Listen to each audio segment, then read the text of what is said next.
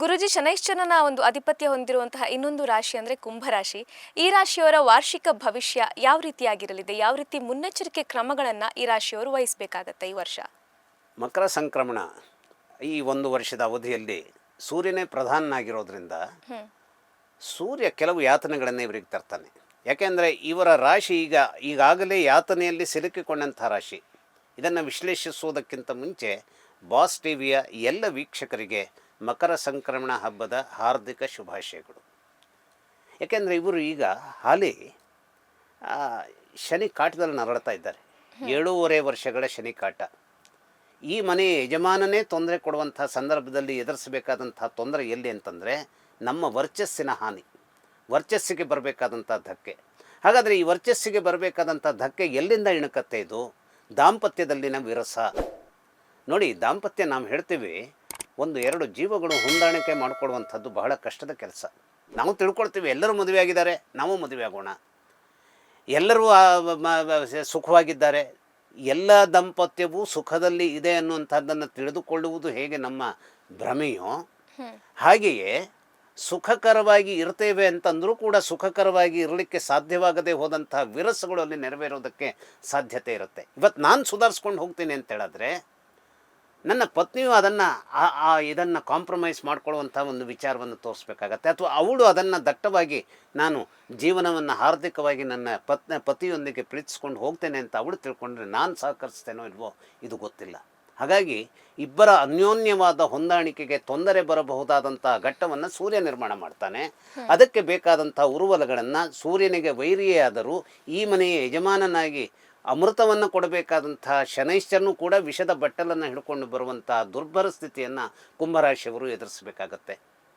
ಆದರೆ ಇವರಿಗೆ ಒಂದು ಅನುಕೂಲಕರವಾದಂಥ ವಿಚಾರ ಏನು ಅಂದರೆ, ಈ ವರ್ಷ ಒದಗಿ ಮಧ್ಯಭಾಗದಲ್ಲಿ, ಈಗ ನಾಳೆ ಮೇ ಮಧ್ಯಭಾಗದಲ್ಲಿ ಇವರಿಗೆ ಒದಗಿ ಬರುವಂಥದ್ದು ಏನು ಅಂತಂದರೆ ಗುರುಬಲ ಒದಗಿ ಬರುತ್ತೆ.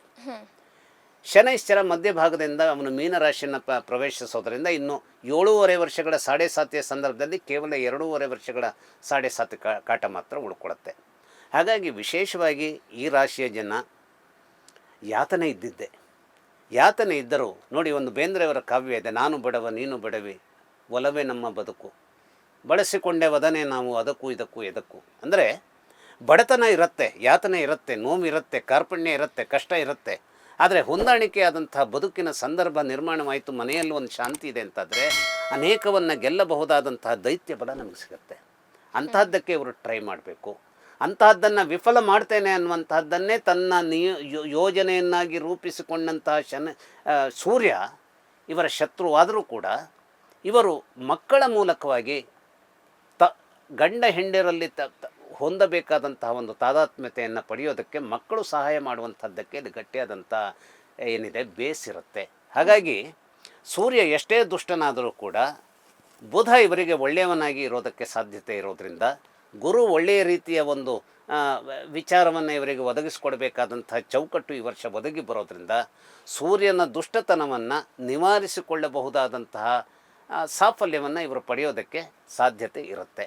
ಆದರೆ ಒಂದು ಮನಸ್ಸಿನ ಆ ಒಂದು ಧಾಷ್ಟ್ಯತೆ ಬೇಕು, ನಾನು ಮಾಡ್ತೇನೆ ಅನ್ನುವಂಥ ಒಂದು ನಂಬಿಕೆ ಬೇಕು, ನಮ್ಮಲ್ಲಿ ನಾವು ನಂಬಿಕೆ ಇಟ್ಕೊಳ್ಬೇಕು, ಹೊಂದಾಣಿಕೆಯಲ್ಲಿ ಇರಬೇಕು. ಹಾಗಾಗಿ ಮಕ್ಕಳೇ ಇವರಿಗೇನಾಗಿರ್ತಾರೆ, ಅಮೃತದ ಕುಂಭವೂ ಆಗಿರ್ತಾರೆ. ಕೆಲವು ಸಲ ನೋಡಿ, ಮಕ್ಕಳು ನಮಗೆ ಕಿರಿಕಿರಿಯನ್ನು ತರುವಂಥವ್ರಾಗ್ಬಿಟ್ರೆ ಬಹಳ ಕಷ್ಟ ಆಗುತ್ತೆ. ಆದರೆ ಇವರ ಪಾಲಿಗೆ ಮಕ್ಕಳು ಅನೇಕ ರೀತಿಯ ಮನಃಶಾಂತಿಯನ್ನು, ಅಷ್ಟೇ ಅಲ್ಲ ವಿರಸವನ್ನು ಹೊಂದಿರಬಹುದಾದಂಥ ಅಪ್ಪ ಅಮ್ಮಂದಿರನ್ನು ಒಗ್ಗೂಡಿಸುವಂತಹ ಒಂದು ಬಹಳ ಒಳ್ಳೆಯ ಕೆಲಸವನ್ನು ಮಾಡುವಂಥ ಸ್ಥಿತಿಗತಿಗಳನ್ನು ನೋಡೋದಕ್ಕೆ ಈ ರಾಶಿಯವರಿಗೆ ಅವಕಾಶ ಈ ವರ್ಷ ಇರುತ್ತೆ. ಅದು ಯಾಕಾಗಿರುತ್ತೆ? ಗುರು ಬಲ ಒಳ್ಳೆಯದಾಗಿ ಬಂದಿರೋದ್ರಿಂದ. ಹಾಗಾಗಿ ಸೂರ್ಯನಿಂದ ಅನೇಕ ರೀತಿಯ ಬಿರುಕುಗಳನ್ನು ಸಂಸಾರದಲ್ಲಿ ಕಾಣಬಹುದಾಗಿದ್ದರೂ, ಮದುವೆ ಆಗುವಂಥದ್ದು ವಿಳಂಬ ಆಗ್ತಾ ಇದೆ ಅನ್ನುವಂಥದ್ದು ಹೌದಾಗಿದ್ದರೂ ಕೂಡ ಯಾವುದೋ ಒಂದು ದಿವ್ಯದ ಶಕ್ತಿ ಇವರಿಗೆ ಒದಗಿ ಬರುವಂಥ ಒಂದು ಗುರುವಿನ ಬಲ ಇರೋದರಿಂದ ಅಷ್ಟೆಲ್ಲ ನಿರಾಸೆಯನ್ನು ಹೊಂದಬೇಕಾದಂತಹ ಕಾರಣ ಇರೋದಿಲ್ಲ. ಮುಖ್ಯವಾಗಿ ಏನು, ಆತ್ಮವಿಶ್ವಾಸನ ಹೊಂದಿರಬೇಕು. ಅಷ್ಟೇ ಅಲ್ಲ, ಆತ್ಮವಿಶ್ವಾಸದ ಜೊತೆಗೆ ಕ್ರಿಯಾಶೀಲವಾಗಿ ಹೆಜ್ಜೆಯನ್ನು ಇಡ್ತೇನೆ ಅನ್ನುವಂಥ ನಂಬಿಕೆಯೂ ಬೇಕು. ಆ ನಂಬಿಕೆಯ ಜೊತೆಗೆ ಬೌದ್ಧಿಕವಾಗಿ ಅಂದರೆ ಈ ಬುದ್ಧಿಬಲ ಅನ್ನುವಂಥದ್ದು ಇದೆಯಲ್ಲ, ಅದು ತಾನಾಗಿ ಬರುವಂಥದ್ದು ಇರುತ್ತೆ. ಕೆಲವು ಸಲ ಬುದ್ಧಿಬಲವೇ ದುರ್ಬುದ್ಧಿ ಆದಾಗ ಕಷ್ಟವೂ ಆಗುತ್ತೆ. ದುರ್ಬುದ್ಧಿಯನ್ನು ತೋರದೆಯೇ ನಾನು ಸಮಾಜಕ್ಕೆ ಒಳಿತಿನ ಸ್ವರೂಪದಲ್ಲಿರ್ತೇನೆ, ಸಮಾಜದಿಂದಲೂ ಒಳಿತನ್ನು ನಾನು ಪಡಿತೇನೆ ಅನ್ನುವಂಥ ಒಂದು ಬ್ಯಾಲೆನ್ಸನ್ನು ಇವರು ಮಾಡಿಕೊಂಡ್ರೆ ಕುಂಭರಾಶಿಯವರಿಗೂ ಕೂಡ ಕೊನೆ 2.5 ವರ್ಷಗಳ ಈ ಏನು ಕೊನೆಯ ಘಟ್ಟ ಇದು, ಈ ಘಟ್ಟ ಇರೋದ್ರಿಂದಲೂ ಮತ್ತು ಶನೈಶ್ಚರ ಇವರ ವಿಷಯದಲ್ಲಿ ತೀರಾ ದುಷ್ಟನಾಗಿರೋದಿಲ್ಲ. ಚಂದ್ರ ಇರ್ತಾನೆ. ಚಂದ್ರ ಯಾಕೆ ಅಂತಂದರೆ ಇವರಿಗೆ 6ನೇ ಮನೆಯ ಯಜಮಾನ. 6ನೇ ಮನೆಯ ಯಜಮಾನ ಅಂದರೆ ಕೆಲವು ಸಲ ಅವನು ಏನು ಮಾಡ್ತಾನೆ, ಬಂಧನ ಯೋಗವನ್ನು ತಂದುಬಿಡ್ಬೋದು. ಹಾಗಾಗಿ ಆತುರದ ಕಾಯಿದೆಯನ್ನು, ಅಂದರೆ ಈ ನಮ್ಮ ನಾಡಿನಲ್ಲಿ ಇರಬಹುದಾದಂಥ ಕಾಯ್ದೆಯನ್ನು ಮೀರುವಂತಹ ಒಂದು ಇದನ್ನು ಚೈತನ್ಯವನ್ನು ಇವರು ತೋರಿಸಬಾರ್ದು. ಕಾಯಿದೆಗೆ ಬದ್ಧವಾಗಿ, ಅಂದರೆ ಲೀಗಲಿ ನಾನು ಕರೆಕ್ಟಾಗಿದ್ದೇನೆ, ಅಥವಾ ಮಾತನ್ನು ಜಾಸ್ತಿ, ಈಗ ಕೆಲವು ಸಂದರ್ಭದಲ್ಲಿ ನಾವು ಇವತ್ತು ನ್ಯೂಸ್ ಆಗ್ತಾ ಇದೆ, ನಾವು ಮಾತು ಸರ್ರನ್ನ ಆಡಿಬಿಡ್ತೇವೆ. ಅಂತಹ ಮಾತುಗಳನ್ನು ಆಡದೇ ಒಂದು ನಿಯಂತ್ರಣವನ್ನು ಹೊಂದಿದ್ರು ಅಂತಾದರೆ ಮಕ್ಕಳ ಮೂಲಕವಾಗಿ ಒಳಿತನ್ನು ಸಂಪಾದಿಸುವಂಥ ಒಂದು ಶಕ್ತಿ ಇರೋದರಿಂದ ಕುಂಭರಾಶಿಯವರು ಗೆಲ್ಲಬಹುದಾದಂತಹದ್ದಕ್ಕೆ ಬೇಕಾದ ಹೆಜ್ಜೆಗಳನ್ನು ಇಡಲಿಕ್ಕೆ ಸಾಧ್ಯವಾಗುತ್ತೆ. ಅಷ್ಟೇ, ಈಗ ಹೇಳಿದಂಥ ಅನೇಕ ತಾಳ್ಮೆಯನ್ನು, ತನ್ನದೇ ಆದಂಥ ನಿಯಂತ್ರಣವನ್ನು ಹೊಂದಿರಬೇಕು. ಕುಂಭರಾಶಿಯ ವಿಷಯದಲ್ಲಿ ಗ್ರಹಗತಿಗಳ ಸಂಚಾರ ಹಾಗೂ ಫಲಾಫಲಗಳ ಬಗ್ಗೆ ಸಾಕಷ್ಟು ಮಾಹಿತಿಯನ್ನು ತಿಳಿಸಿಕೊಟ್ರಿ ಗುರೂಜಿ, ಧನ್ಯವಾದ.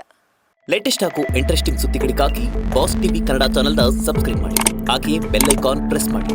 ಇದರ ಜೊತೆಗೆ ಫೇಸ್ಬುಕ್, ಇನ್ಸ್ಟಾಗ್ರಾಮ್, ಎಕ್ಸ್ನಲ್ಲೂ ಮಿಸ್ ಮಾಡದೆ ಫಾಲೋ ಮಾಡಿ.